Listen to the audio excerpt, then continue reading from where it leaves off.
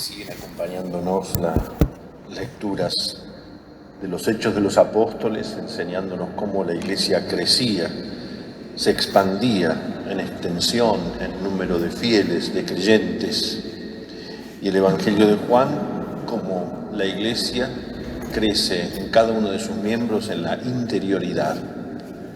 Y ahí estamos hoy frente a Jesús en la última cena. Y uno se pregunta de nuevo en la última cena, pero eso ya lo pasamos el Jueves Santo y el Viernes Santo.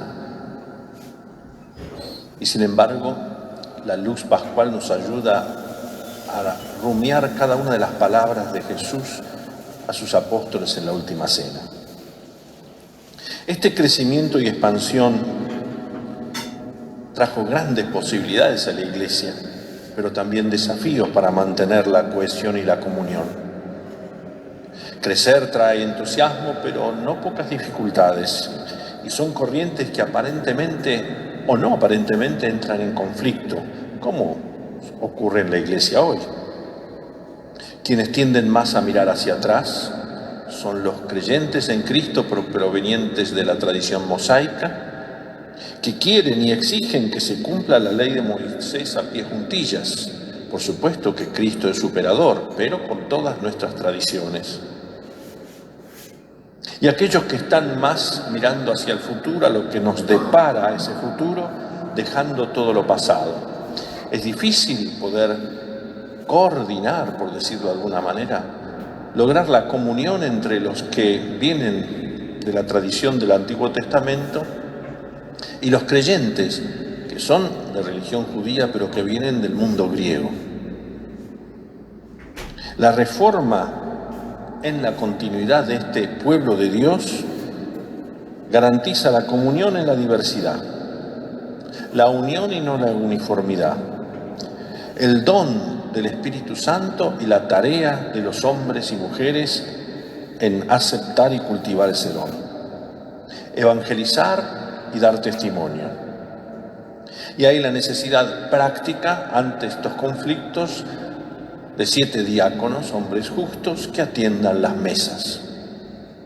Incluso esa decisión práctica para el momento, para dejar libres a los apóstoles en la predicación, no será para siempre, porque también los Hechos de los Apóstoles nos regalan predicaciones bellísimas de 2 de esos diáconos.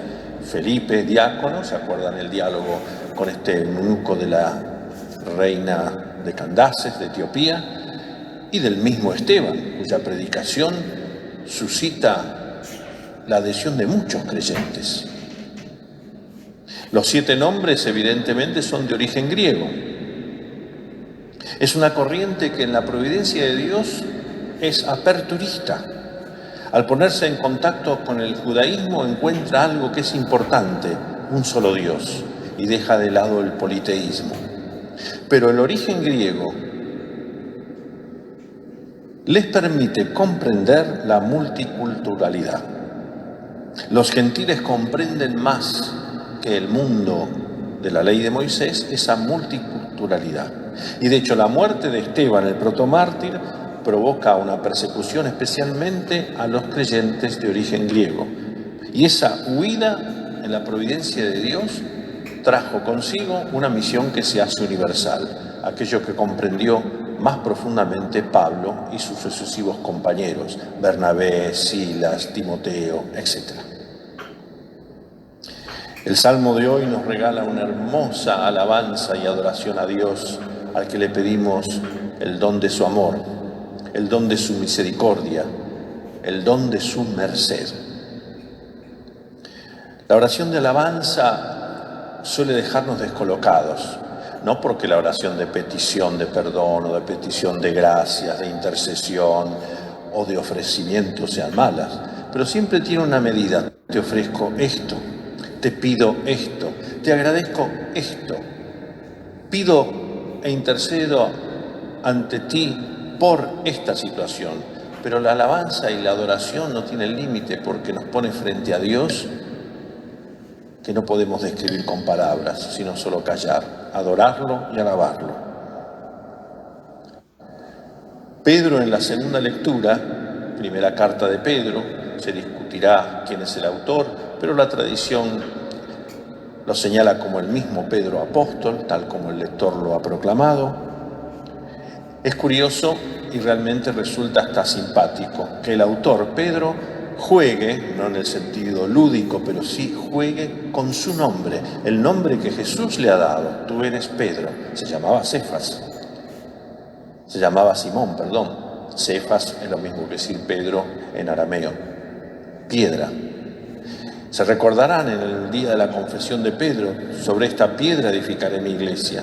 Pero Pedro no se mira al espejo diciendo yo soy Pedro, yo soy el que soy, sino en realidad él es la piedra viva, él es la piedra angular. En la carta de Pedro, el texto que leímos, y en toda esa carta, el autor no cuestiona las estructuras sociales y políticas del tiempo. Hay que rezar por las autoridades. Pero era tal novedad el modo de vivir los cristianos que se sentían muchas veces extranjeros en su propio ambiente e incluso, y se refiere a las comunidades de Asia Menor, a veces perseguidos. Porque ese modo de vida se hace sospechoso y comienza la calumnia por aquí, el desprecio por allá, la hostilidad por acullá, la persecución. Pedro entonces juega con ese nombre, apoyándose en una vocación que le viene de la piedra viva y angular. No solo reconoce que la iglesia se ha edificado sobre el fundamento de los apóstoles, no retiene solo para sí esa vocación de ser piedra, sino que encima, como si esto fuera poco, se refiere a toda la comunidad, a toda la iglesia como hecha con piedras vivas. Todos somos piedras vivas. Si hablamos de piedra, hablamos de estabilidad, de duración, de firmeza, de lo que perdura. Todos, el pueblo de Dios, son raza elegida, todos son sacerdocio real, todos nación santa, todos pueblo adquirido.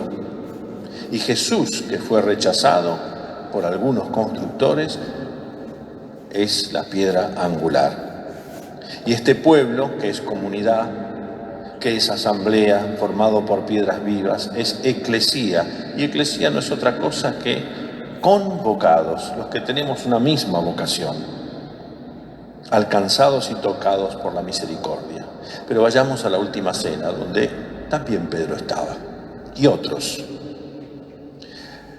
En Juan especialmente, en todos los sinópticos, la última cena es como un testamento, pero en Juan se nos regala un largo discurso de Jesús, que no es un monólogo, que es como un testamento, como los grandes personajes del Antiguo Testamento, Isaac, Jacob, Moisés, Josué, Samuel, o Pablo mismo, en sus cartas a Timoteo, en Tito, expresa como un testamento: ya estoy a punto de ser derramado, y da los consejos finales. Es un discurso de despedida, habla de su partida, y quiere que los suyos permanezcan en él y den fruto, un fruto abundante. ¿Qué significa permanecer? Es el gran descubrimiento de los santos y santas. Hoy miramos a Magdalena de Canosa, cuyo retrato adorna este altar del Señor. Permanecer significa perseverar, significa tener constancia, significa ejercer la paciencia que viene de Dios. Santo Tomás de Aquino se pregunta por qué Jesús dijo estas cosas en la última cena.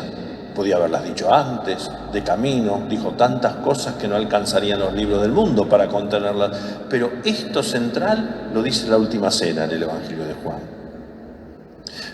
Y se responde más o menos, no voy a citarlo de memoria, porque el fin está cerca, y cuando está cerca el fin uno se anima a decir las cosas que a veces no se ha animado a decir antes.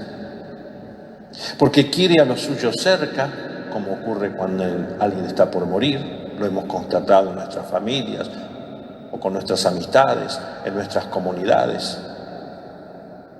O porque cuando el fin está cerca se recuerdan cosas de la vida que se quieren compartir con los demás, con los seres más queridos. Pero este testamento es distinto, o en realidad también muchos testamentos miran hacia el futuro, dirigen la mirada al futuro y se hacen las últimas recomendaciones. Jesús también.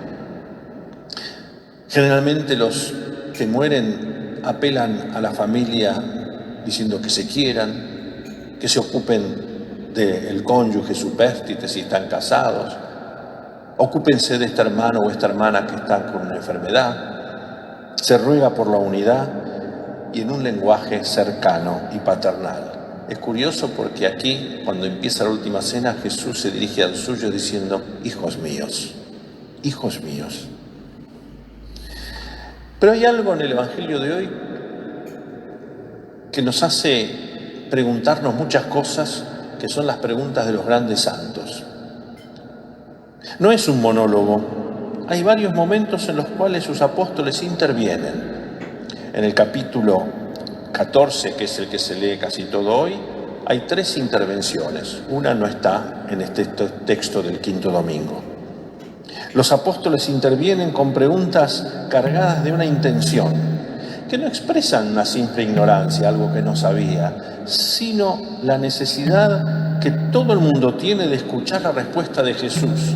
Son preguntas que provocan una respuesta y que permiten hoy en día decir, gracias a esta duda de los apóstoles, en el caso de hoy Tomás, en el caso de hoy Felipe y también Judas, no el Iscariote sino Tadeo, unos versículos más adelante, no en la lectura de hoy. Escuchar la respuesta de Jesús que las mismas preguntas provocan. Conocemos a Tomás, no vamos a hacer aquí un relato de toda su vida, hermosa.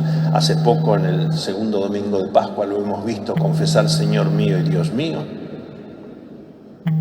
Y hoy nos preguntamos mucho ante esta pandemia y la situación social, alimentaria, sanitaria, ante cada declaración del presidente o la autoridad de turno respecto a prolongar la pandemia, agilizarla, flexibilizarla. ¿Qué hacen allá? ¿Qué hacen acá? ¿Qué hizo Trump? ¿Qué hace Putin?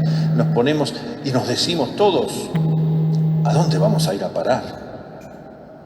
Y es la tentación de repartir culpas. A veces es un modo de sacarnos la responsabilidad de encima. Tendrían que hacer esto, tendría que decir el otro. Economía versus vida, vida versus economía. Y nos ponemos a jugar ese ajedrez fatal. Y preguntamos en medio de esto acerca de políticas, métodos, estrategias, opciones, medidas, espiritualidades, devociones. Habría que hacer esto. Y ahí lo tenemos a Tomás, que es portavoz de nuestra pregunta. Señor, no sabemos a dónde vas. ¿Cómo vamos a conocer el camino? Decinos a qué grupo hay que pertenecer. Decinos cuál es la espiritualidad doc. ¿A qué cura debemos ir? ¿A qué hermana? ¿Qué tenemos que hacer? Siempre preguntamos por el qué. Pero con la venida del Señor el hombre no queda abandonado a sí mismo, en una búsqueda a tientas, ciega, incluso contradictoria. El cristiano sabe que la vida está señalada de una manera clara. La vía, el camino, es Él. Yo soy el camino. ¿Y cuál es? Habiendo amado a los suyos que estaban en el mundo, los amó hasta el fin. Y hasta el fin es esa misma cruz. Esa cruz que abrirá las heridas que serán para Tomás un poco más adelante signo elocuente de esa confesión: Señor mío y Dios mío. Vayamos a otro apóstol, Felipe. En el mismo Evangelio de Juan aparece, ¿se acuerdan?, en la multiplicación de los panes. Es clave su rol, su papel, su función en ese milagro. Un hombre que sabe bien calcular, y no con esto estoy diciendo un defecto. Jesús le dice: ¿cuánto haría falta para dar de comer a esta gente? Y dice el Evangelio de Juan, lo hacía para provocar un poco a Felipe. Y Felipe, que sabe enseguida decir, 200 denarios no van a alcanzar. Son 200 días de trabajo. También en el capítulo 12, cuando los griegos se acercan a él y le dicen: queremos ver a Jesús. Y él no se la cree, como diciendo: me piden a mí, va Andrés a decirle esto para que vayan a Jesús. Hoy diríamos que es como un lobista apostólico. Sabe poner en relación las personas. Pero él también pregunta: muéstranos al Padre y nos basta. Ante los que se consideran a sí mismos como reveladores y manifestadores de Dios, ante aquellos que como nosotros lo digo, nos autocitamos constantemente, es lo que yo siempre digo. Gurús o gurúes, que a veces lo único que hacemos es criar gurises en lugar de señalar al Señor. ¿Se acuerdan Caifás? Ustedes no entienden nada, lo que hay que hacer es matarlo. O estos que somos a veces buscadores de apariciones, revelaciones, curaciones, ¿dónde hay que ir? Por aquí, por allá. ¿Conocés la Virgen tal? ¿Conocés? Y no con eso despreciando a la Virgen, no juzgo intenciones. Los que queremos pruebas demostrativas, todo ya. Cronometrar la acción de Dios. Bueno, Jesús, decinos, muéstranos al Padre y basta, ya. Volcando en Dios preconceptos, ideas o nuestras ideologías, ajustándolo a Él a nuestras expectativas. Moisés había dicho, allá en el libro del Éxodo tan bello, muéstrame, Señor, tu gloria. Acá, muéstranos al Padre. Tanto tiempo que estoy con ustedes, todavía no me conocen. El que me ha visto al Padre. ¿No crees? Jesús nos dice, créanme. En Él, en su humanidad, palabras, gestos, en su muerte y su resurrección, se comprende quién es Dios. Él no solo es el camino, sino la verdad. Cristo es un espejo donde el ser humano puede descubrir la íntima realidad de Dios, el amor, y no pruebitas de amor. Y como Felipe, los santos verdaderos, como Magdalena Canosa, viven una familiaridad con los otros santos. Es notable que en una ciudad como Verona ella hubiera conocido tantos santos fundadores y no haya dicho, vengan a mí, yo soy el que tiene la justa, sino Próbolo y tantos otros santos y santas. En un momento de explosión increíble, en medio de una verdadera grieta entre ricos y pobres, plebeyos y nobles. Ante la crítica de muchos de los suyos, ir a los barrios más pobres de Verona e instalarse ahí, no visita de día y volver, como al principio se lo permitieron, sino quedarse, permanecer. Y la última pregunta, me permito incorporarla hoy porque es interesante en este capítulo, es la de Judas Tadeo, no el Iscariote. Señor, ¿por qué te vas a manifestar a nosotros y no a todo el mundo? Él quería, como los apóstoles, sobre todo después de ese Domingo de Ramos, una demostración inequívoca del poder, que sea de una vez por todas mostrado a todos, como hubiéramos querido de un modo hollywoodiano que Jesús se apareciera resucitado a Caifás, al Sanedrín, a Pilato, a los que se repartieron sus vestiduras. No. Todos buscamos, sí, una manifestación en potencia y gloria que humille al no creyente o al que duda. No. Es el amor y su disponibilidad el que manifiesta al Señor. Y es el que hace la diferencia entre los discípulos y el mundo, que va por sus propios medios, queriendo abarcarlo todo, pero sin la presencia de Dios. Sin el amor, el ser humano queda en lo carnal, sin Dios, incapaz de una auténtica experiencia de Dios. Jesús quiere decir a los apóstoles que su partida es su regreso y nos concierne porque esa es nuestra primera y última vocación. Jesús no solo es el camino y la verdad, sino la vida. Nadie se la quita, Él la entrega. Sin Cristo la vida no es vida. A veces decimos, esto no es vida. Y a veces, pensando que la tenemos atada, esta sí que es vida. ¿Existimos? Sí. ¿Duramos? Sí. ¿Vegetamos? Vaya si no. ¿Sentimos? Por supuesto. ¿Pensamos? Claro, somos inteligentes. Pero ¿vivimos? ¿Vivimos con mayúscula? Una vida replegada en sí mismo no es vida. Porque no se vive ni se deja vivir. Vida es un símbolo global y primario. Implica todo lo que el hombre busca. Y por eso decimos a veces, esto no es vida o esta sí que es vida. En la Biblia, vida es plenitud, intensidad y no selectividad. Salud, paz, amor, temor de Dios, comunión. Jesús no es algo es alguien. Muéstranos el camino, muéstranos al Padre, manifiéstate al mundo, no solo a nosotros. No es que no entendieron nada, no alcanzaban a creer que el Señor es alguien. Y si nosotros somos alguien y no algo, nuestro corazón no descansará hasta descansar en Él, el alguien.